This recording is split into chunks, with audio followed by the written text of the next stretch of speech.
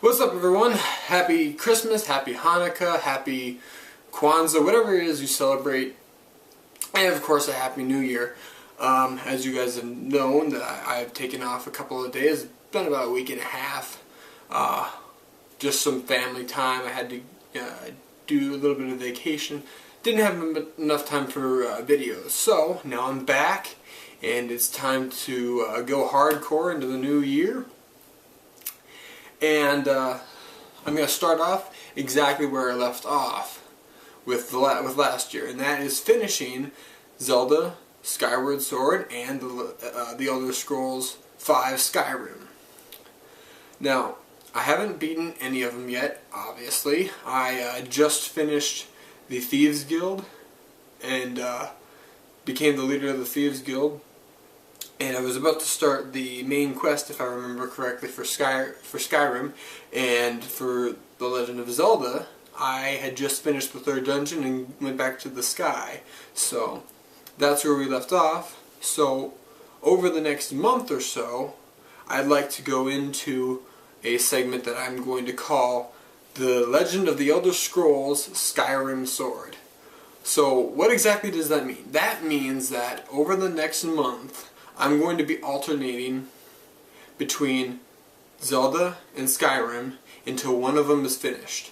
I'll do like 5, 6, 7 parts of one, and then do 5, 6, 7 parts of the other, and we'll keep on doing that back and forth until one of them is beaten. Probably Zelda. That's just the shortest of the two, and I guarantee that one's going to get finished before Skyrim gets finished.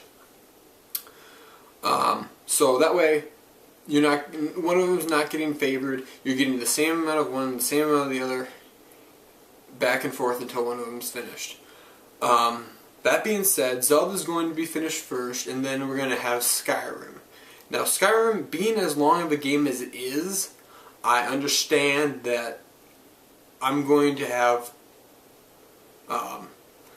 so many things to do that once I beat the game, there will still be stuff to do afterwards. So, that being said, I did get the strategy guide for the two games, for Skyrim, over the new year. And you can take a look at this thing.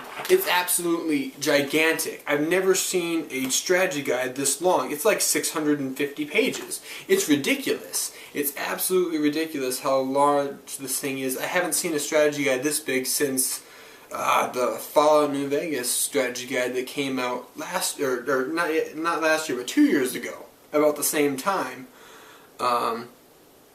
And so I'm not going to use this during the regular playthrough, just because, you can do it your own way. It's not too hard to figure out. If I get stuck, I might check and see what I need to do, but otherwise I'm not going to use it. What I am going to use this for is after the playthrough is done, after I beat the main quest of Skyrim, I'm going to do kind of what I did with Lonesome Road and go back and do any achievements that I missed.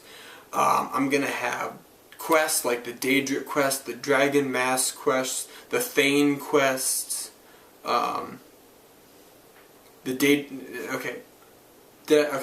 start over again. Thane quests, Dragon Mask quest, Daedric quest, and probably the Civil War is still going to be going on, so I'll have to do that as well, because I'm probably not going to get to that. Pretty much the only thing I'm going to really work on getting done before I beat the main quest is all the guilds.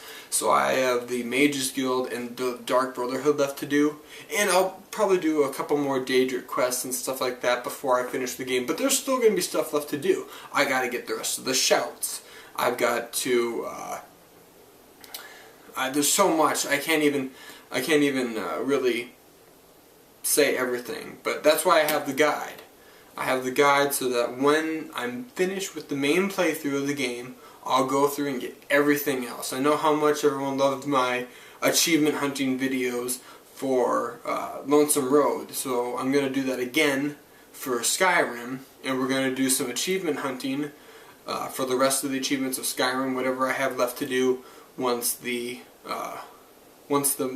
main quest is done, and we'll get a bunch of the other major quests out of the way as well. So that's what is going to be happening for at least the first month or so, depending on how long it takes me to beat Skyrim and doing all the optional quests there. And we'll see what time it is, or what month or what day it is when I finish Skyrim. I'm pretty sure Mass Effect 3 doesn't come out until, I think it's the first or second week of March. So there will probably be some time in between there that I can play another game. I'm not totally sure. 2012 is looking like it's going to be kind of a slow year compared to 2011, where there were a lot of major hits. So over the course of the next 2-3 months, doesn't look like there's much coming out. However, if there is a big seller that I may have overlooked or I didn't think about right off the top of my head, that could be something to look forward to in February. And then, of course, Mass Effect will be in March. So we'll look forward to that. That's going to be kind of an overview of what I'm going to be doing for the next 2 or 3 months. And I'm really excited to get Skyward Sword and Skyrim done and finished with. So that's what's going on. And I'll see you next time in a playthrough.